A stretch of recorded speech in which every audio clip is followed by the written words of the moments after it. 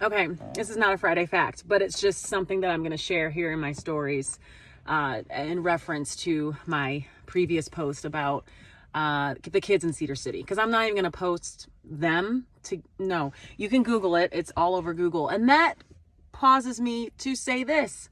They knew what they were doing when they decided to do blackface in jailbird costumes, which I don't understand the whole jail costumes with the kids. I'm trying to understand that.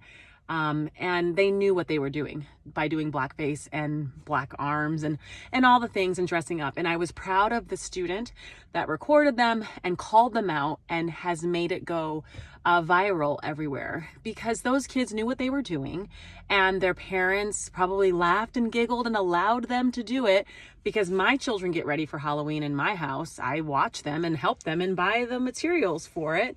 So unless they all collaborated outside of their homes and their parents didn't know, that's the case. But at this point in 2022, November 1st, well, October 31st when they did it, and probably all of October when they decided to do it in the year of our Lord, folks at this point know what cultural appropriation is. There's been plenty of websites of don't do blackface, how not to be racist during your Halloween costumes. Like, I literally was Joyce Byers from Stranger Things yesterday, and my husband was Jim Hopper. But we didn't do anything to make ourselves look skin tonally different. The clothes let people know who we were. My entire faculty were people from the Stranger Things cast. So you can do a costume and pay homage to something that you love a lot, even if it's people in jail. That's great, without doing blackface.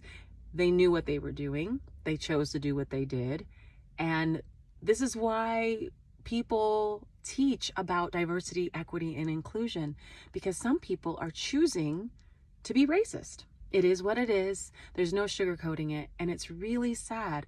But we will rise above, which is why with Rise Virtual Academy, I have readiness, inspiration, and I teach my children to be what's successful and empower them with the history of Black history, so that kids like the one behind that camera, not only Black kids, but white kids, and white ethnic studies is important, so they can learn the historical context and then they can be called out on their racism. So for those that are saying that racism doesn't exist, it does, because that was blatant. And that's what I was referring to.